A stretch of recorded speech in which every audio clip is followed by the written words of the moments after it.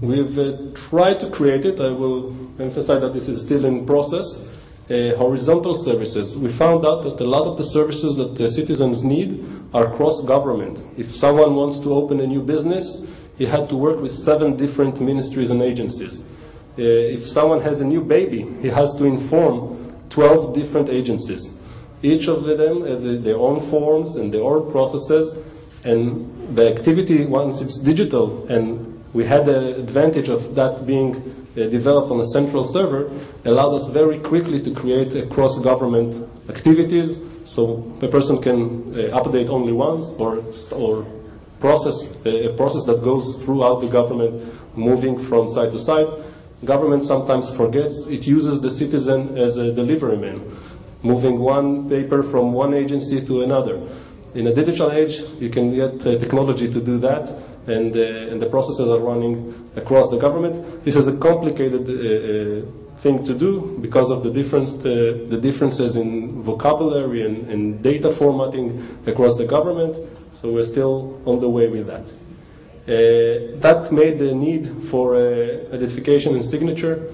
A lot of those processes had to be under identification or signing, and we are in the process of having a cross-nation ID that will be a way for digital signing. Our vision is starting to be present, but it's still a vision, is to creating a personal government site, allowing all of this information, all of this transaction, out of the knowledge that we have about citizens, to be personalized, like we can see now on banking applications.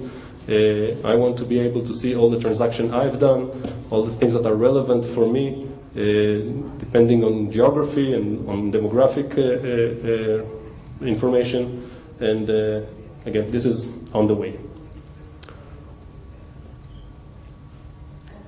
I'll drill down into the e-payment service because I think it's a very good example how to take this concept and this cross-government into action.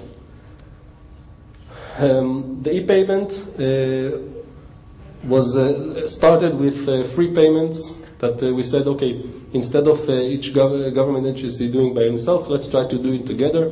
We started with choosing very simple catalog-like services. Places, very small places in which the government is selling goods, because it was the easiest model, very similar to e-commerce, to implement before we went into taxing and the more complex services. We've created credit card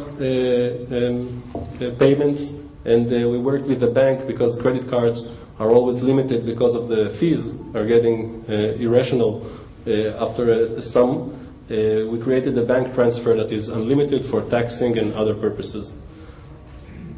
It's in Hebrew. The English version is not that good. But what I wanted to show you here, there's a... that works. We've created the most common payments throughout the government, payments by audiences, so people can minimize the amount of services. We have now 165, it's not now, it's a few days ago, different services, different paying services, so you can cut down to your audience, and of course a search engine and a division by agency. What the server gives is infrastructure for vouchers.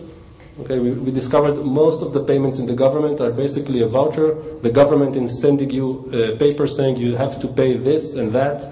There's a sum, there's some kind of identification, a number of something, either a vehicle or your house or a renewal of your gun. Basically, it's the same process. And we create the infrastructure that allows every ministry to tailor the process to its need, adding the connection between what you get on mail and what you have to insert on the web. Counter, the second version, are activities in which the government, you're going to face some kind of a government counter, some kind of government employee, and you have to pay for the service or as a part of that service. So we have that process, including barcodes, so it could be assimilated inside the processes that are done in the ministry. Usually these processes are started by the citizens. He didn't get anything by mail. He wants to do something, open a new business. It's a payment. Referrals, once e-government systems get to emerge and people and different ministries give information, sometimes they want to, inside their processes, allow payments. For instance, the court has created a system in which you can see your information if you were sued, and eventually you can pay what you've been sued for. So we give them an option to just process the transaction after visiting their site. And the product catalog, which is similar to what's known. The amount of vouchers open, the amount of services, different services, grows up over time, and that's the way that the investment done in the cross-government server is exponentially growing, because each new service is taking the advantages of everything that was developed before, and we will finish 2010 with about 170 different services. Of course, we focus on those who have the most audiences or save most time for the citizens. Just to give you an estimation, over $2 billion every year is collected from the public. I'm always saying this is not e-commerce, so it's not a matter of how much we gain from that. People probably would have paid the same amount through other means, but we saved them a lot of time, and we made it possible. What I like to look at the amount of services, because a lot of the services are not very expensive. People register their kids for kindergarten. It's 20 shekels. It's a small amount, but it's the same hassle to go to the bank or post office and pay that. So we have over 3 million transactions a year, 3 million times that the person didn't have to go to the bank. Just a small division of what people are paying for.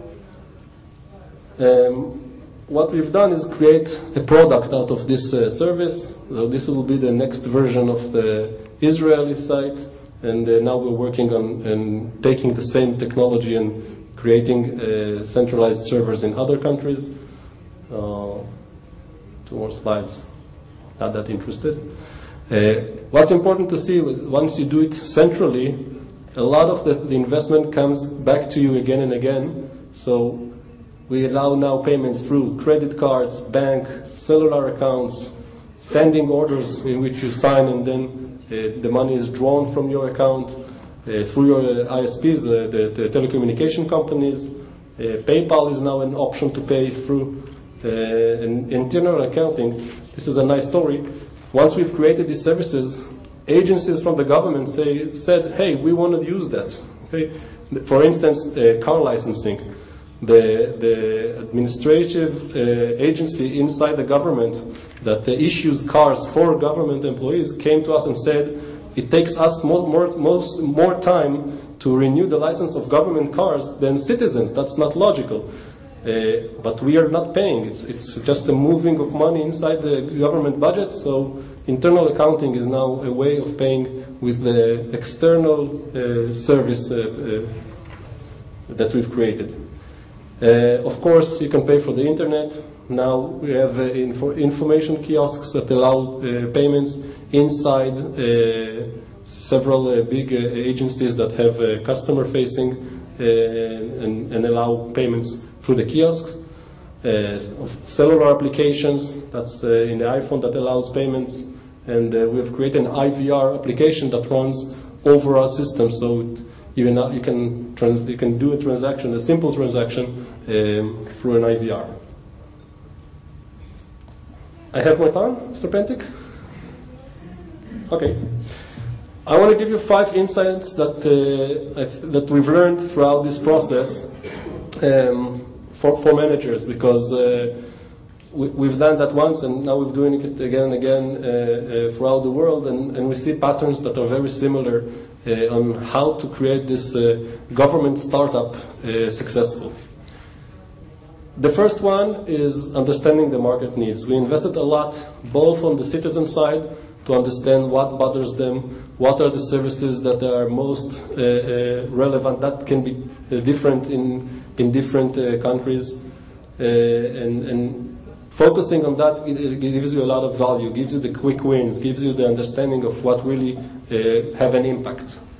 And not at least important, the MBA, the CIO, the people who are responsible for giving the service in the agencies, understanding what's important for them, what is the differentiation between them, and creating a flexible enough solution for them on one hand, but something that gives them value and saves them times on the other.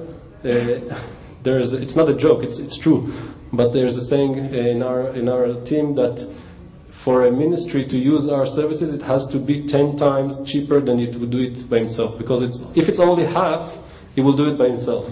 If it's 10 times cheaper, it will come to the centralized solution, and it works. We really focus on creating a lot of value, not just a small one.